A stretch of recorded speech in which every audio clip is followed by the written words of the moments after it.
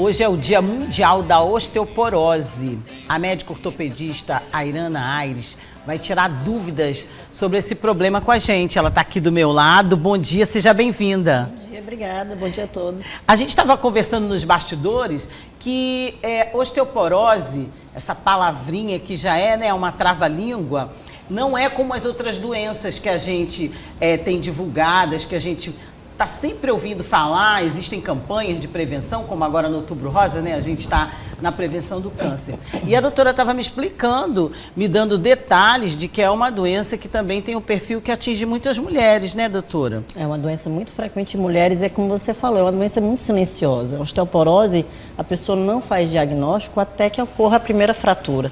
Às vezes o paciente procura a gente no ambulatório com estava fazendo uma coisa em casa, teve uma queda boba, chega lá com o rádio quebrado, né, com o ossinho do braço quebrado, com o ossinho da coluna quebrado. Então, assim, quando a gente vai investigar a fundo, essa paciente ela não teve um acompanhamento adequado.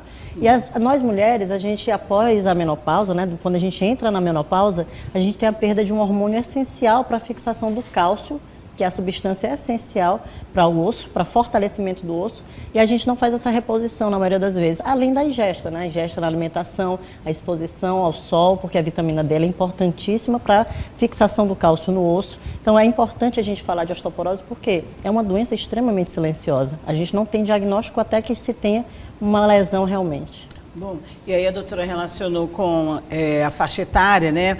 Mais de 50 anos, mas a osteoporose, ela pode atingir a gente também na juventude, doutora? Pode. A osteoporose, ela tem causas primárias e tem causas secundárias. E ainda causas que a gente chama de idiopáticas, né? Que a gente não tem um esclarecimento de qual é a causa principal dessa reabsorção.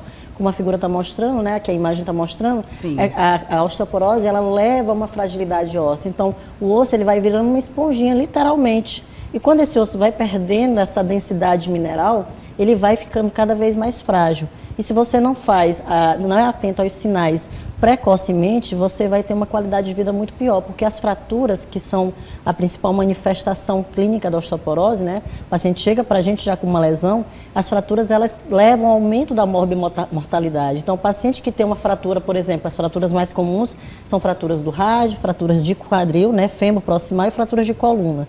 Então, o paciente, quando ele tem uma fratura de quadril, por exemplo, que é a mais comum, ele aumenta o risco de morte, né? Morbimortalidade é isso, a gente tem que falar, em 2 a 3 vezes mais. Então, mesmo após operado, a qualidade de vida desse paciente idoso piora muito. Então, assim, não acomete só mulheres, mas nós mulheres somos o público mais acometido, entendeu? Então, vamos lá.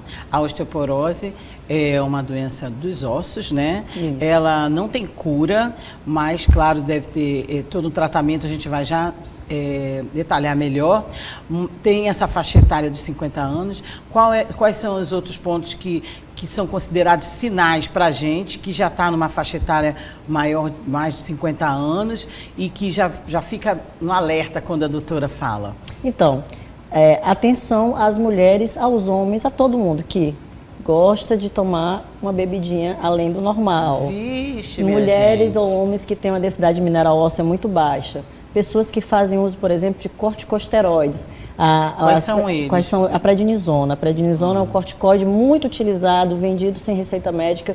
E alguns pacientes, eles não têm a noção do quanto pode ser danoso para a saúde, não só do osso, como de uma série de hormônios, uma desregulação hormonal que os corticosteroides podem gerar. E eles são indicados em que? São indicados, eles são remédios anti-inflamatórios hormonais. Então, assim, às vezes o Reumazin, que é muito conhecido, né? Isso. Então, assim, às vezes o paciente compra na farmácia. Eu tomei um Reumazin, eu atendi um paciente esses dias, que ela chegou com uma face que a gente chama bem cuxingode, com aquele rostinho bem redondo.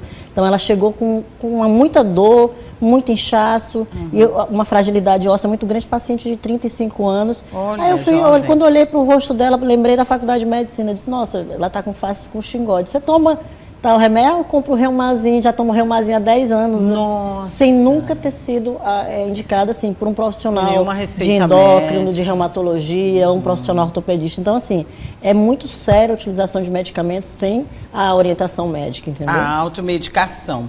Bom, o que a doutora Airana falou aqui é muito sério e eu vou ratificar. A gente sempre fala aqui no Bom Dia e nos nossos programas, no nosso meio de comunicação. cuidado com a automedicação. Às vezes a pessoa fala assim, não, eu vou citar o nome porque é tão popular, uma AS e uma dipirona. Não, gente. Qualquer remédio que você for tomar, dá uma ligadinha. Hoje em dia tem o WhatsApp, né, tem a telemedicina. Hoje em dia a gente tem como entrar em contato mais direto com vocês médicos. Pergunte. Às vezes tem um médico na família, né? O acesso ao médico está muito facilitado, apesar de que a gente não deve normalmente prescrever, mas claro, não custa nada mas uma orientação, exatamente. Não é o seu médico, mas é a sua sobrinha que se formou, está trabalhando já, pede uma orientação. É melhor assim do que se automedicar. Exatamente. Bom, dito isso, então, além desses remédios, além da bebidinha, como a gente falou, em excesso, né? Cafezinho em excesso, né, doutora? Em excesso. Tudo que a doutora está falando aqui que pode causar osteoporose é em excesso, né? O que mais além disso? A falta de atividade física. Então, assim, existem trabalhos que mostram que o aumento da densidade... Eu sempre mostro para os meus pacientes, eu digo, olha, esse músculo aqui, ele está inserido no osso. No momento que você está fazendo uma atividade física, musculação contra a resistência, você faz uma atividade contra a resistência, gerando hipertrofia, você estimula a produção, aumento da densidade mineral óssea. A ingestão de cálcio tem que ser adequada na dieta, a exposição ao sol, a ingestão de vitamina D. Quando a gente fala de vitamina D, é muito difícil, você não consegue ingerir vitamina D na alimentação. Então, se você tem uma determinada idade, se você tem alguma deficiência, é importante fazer exames laboratoriais de rotina, incluir na rotina calciúria de 24 horas, função tireoidiana, porque, como eu falei, existem causas secundárias de osteoporose. Uma tireoide desregulada pode levar a osteoporose também precocemente, né, no paciente jovem, tanto quanto no paciente idoso. Então, todas essas orientações, elas têm que ser vistas desde o começo, desde mais jovem, justamente porque você não chegue na faixa etária mais adulta, no idoso, e já esteja cometido pela osteoporose, porque, como a gente falou, a osteoporose é uma doença que tem controle, porém não vai ter cura. Existe um exame para avaliação de osteoporose, que é a densitometria óssea, que é o exame padrão para a gente avaliar essa densidade mineral óssea. Isso que eu ia lhe perguntar, de quanto em quanto tempo a gente tem que fazer esse exame de densitometria óssea? Assim, mulheres acima de 50 anos, existe uma recomendação de pelo menos a cada 2 anos, né? Mas assim, se você está, por exemplo, fazendo um tratamento oncológico, um câncer, pacientes que são tratados de câncer, normalmente... fazem uso de alguns corticoides, homens que têm câncer de próstata, que é uma doença muito comum no homem, a gente já está abrindo muito assim, mas pelo menos para dar uma visão para as coisas mais comuns. Não é bom. Homens que têm câncer de próstata, eles normalmente fazem bloqueadores do hormônio da testosterona, isso além de tomar o corticoide diariamente, então isso leva ao aumento da fragilidade óssea. É importante que esse homem seja avaliado quanto à densidade mineral óssea, mas assim, a densitometria óssea é o exame que a gente usa para avaliar como que está a nossa densidade mineral óssea em relação ao adulto jovem, o pico de massa no adulto jovem. Sim. Bom, e aí vamos ao tratamento, né? Se a gente já falou dos pontos, né? Já fiz esse exame, um exame simples, diferente, que eu nunca tinha feito. Eu estou lhe perguntando porque a gente... não, vai fazer a prevenção, é só, dependendo da nossa idade, né? É anual, depois vai semestral. E aí foi solicitado para mim pela primeira vez, eu disse, nossa, já... Estou ficando uma idosa. É a prevenção mesmo. O médico pede, mas você também pode conversar com o seu médico, né? Às vezes, quando você não tem um esclarecimento, você fica só esperando os médicos solicitarem os exames. E você pode dizer, não, doutor, por exemplo, eu não aparento a idade que eu tenho. Então, eu tenho que falar para o médico, doutor, será que não está na época de eu fazer tal exame? A densidade óssea também é um deles. Eu já fiz um exame simples, né? Graças a Deus não deu nenhuma alteração, mas poderia dar, e aí a gente já vai para o tratamento, né, doutora? Hoje está tudo tão moderno, as altas tecnologias na medicina também, né? Então, o que tem hoje de tratamento, já que não tem cura, como a senhora me disse? Então, a partir do momento que mulheres acima de 50, desculpa votar, mas acima de 50 é obrigatório, é ideal fazer os exames de densitometria, não só densitometria, mas uma avaliação laboratorial completa, incluindo os exames que eu falei anteriormente, função tireoidiana, cálcio 24 horas, dosagem de vitamina D. E assim, em relação ao tratamento, o tratamento após diagnóstico de uma osteopenia, que é a diminuição da massa óssea, porém ainda que não atingiu a perda, né, que chegou ao ponto da osteoporose, que a gente chama osteoporose, é quando você está com densidade, uma densitometria com abaixo de menos 2,5 desvios padrões para a massa de adulto jovem. Então, assim, se você já tem a osteoporose instalada, você tem que lançar mão dos principais pontos que te levaram até aquilo. Por exemplo, uma paciente que está na osteoporose tem que fazer reposição hormonal, tem que praticar atividade física, tem que fazer ingesta adequada de cálcio, tem que fazer ingesta do cálcio, porque assim, na alimentação a gente consegue alguma coisa, mas às vezes é insuficiente. Tem que complementar, né, Tem que complementar. Tem que fazer uso de vitamina D, tem que se expor ao sol, a exposição ao sol naqueles horários que a gente sabe que são os ideais. Ainda mais aqui, né? Bem cedinho. Aqui a gente tem sol o ano inteiro. Tem que acordar com as galinhas para poder pegar o sol mesmo, o sol saudável, né? Exatamente. A alimentação saudável é muito importante, tem uma boa saúde mental. Os alimentos que a gente pode ingerir Assim, mais. Existem inclusive alguns alimentos que são evitáveis, mas alimentos que aumentem aumento da massa óssea. Então tem pacientes que dizem, não como carne, isso não é legal. Você não pode comer carne muitas vezes por semana, mas assim, você pode comer carne algumas vezes por semana. Brócolis, alimentos que tem, né, alimentos bem verdes, folhas, você tem que incluir tudo que aumente, né? Soja, tem que incluir tudo que aumente realmente a massa muscular. Baixa massa muscular, como eu falei no começo, é ruim para o paciente que tem osteoporose. Então, assim, nesse caso da osteoporose, a gente reclama muito do paciente obeso, mas no caso da osteoporose, você ser muito magra, né? Porque, como a gente falou, é uma doença que comete muito mulheres, também não é bom, entendeu? Olha aí, cadê a Lorena? Lorena tá sempre, eu sempre elogio aqui, porque a Lorena está sempre em forma, ela fala, muita gente fala que sou bem magrinha, nada, eu sempre digo assim para ela, é melhor você ser magrinha, que se você pegar com o tempo, você vai, de repente, pegar um peso, um corpinho, fica mais fácil de você voltar, né? Então, eu quero falar aqui com a Lorena, porque, tá vendo, Lorena, nesse caso, todo mundo só fala da gente que está no sobrepeso, que tem um excesso. Nesse caso é o contrário, né, doutora? É curioso. Por quê? É ruim porque, como a gente falou, o que é importante para o osso ficar forte? Um músculo. Então, o músculo, a densidade muscular, ela aumenta a produção de cálcio ali, aumenta a fixação. Então, isso é importante para a gente, por isso que a gente fala, a alimentação tem que ser em alto teor de proteína, lógico, respeitando se algum paciente tiver algum problema renal, tem que respeitar as individualidades de cada um. Mas, assim, o objetivo é ter massa muscular para que a gente consiga, né, estimular esse osso atrás sempre fixando cálcio e aumentando essa produção de cálcio local.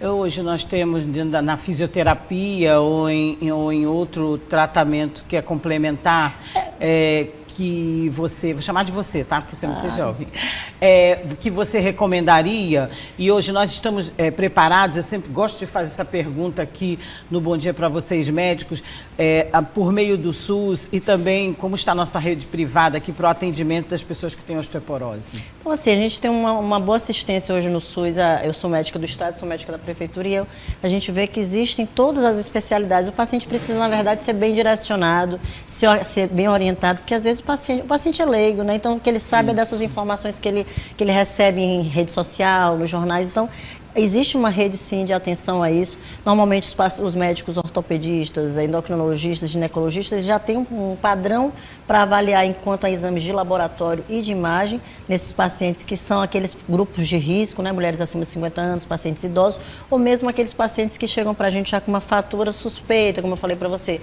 Chegou para a gente no ambulatório ou na emergência com uma fratura de quadril, com a fratura de coluna, fratura de punho, vamos avaliar como é que está essa densidade mineral óssea e às vezes você surpreende, mas assim, mesmo que já esteja instalada a osteoporose, é importante sim a gente ter essa atenção à reposição, a estimular o paciente a fazer atividade física. Quanto aos fisioterapeutas, eles têm um papel essencial, assim como educador físico também, que todos mais que acompanham o paciente que tem esse risco. Lembrar que o paciente idoso é um paciente que tem, às vezes, muita vertigem, tem mais chance de queda. Então, a equipe multidisciplinar tem um papel, sim, secundário na osteoporose, para evitar que o paciente evolua com um desfecho mais dramático, que é a fratura, né? Certo. Bom, então, já que hoje é o Dia Mundial da Osteoporose e a doutora trata específica, é especialista nesse assunto também, atende na rede pública, gostaria de que você deixasse seus contatos, porque no direct as pessoas aproveitam também para tirar outras dúvidas, a gente nunca fala tudo, né? Sim. O tempo é curto. Agradeço muito a sua disponibilidade de tempo e também, é lógico, agradeço por você nos dar cada vez mais informações. Eu que estou dentro do grupo de risco, já estou tomando minhas providências. E você falou o que todo especialista fala aqui na prevenção das doenças, né? Evitar beber muito, evitar tabagismo, né? E também atividade física. Estimular a atividade física. Pronto, Isso então aí. gostaria que você deixasse aí mais uma vez, porque já os meninos colocaram os créditos das suas redes sociais, mas gostaria que você mesmo falasse aí com a nossa audiência. Então, a minha rede social é o @doutora Airana Aires, eu estou à disposição para qualquer esclarecimento. Eu atendo sim nas redes privadas e na rede pública aqui em Teresina. Estou à disposição de vocês.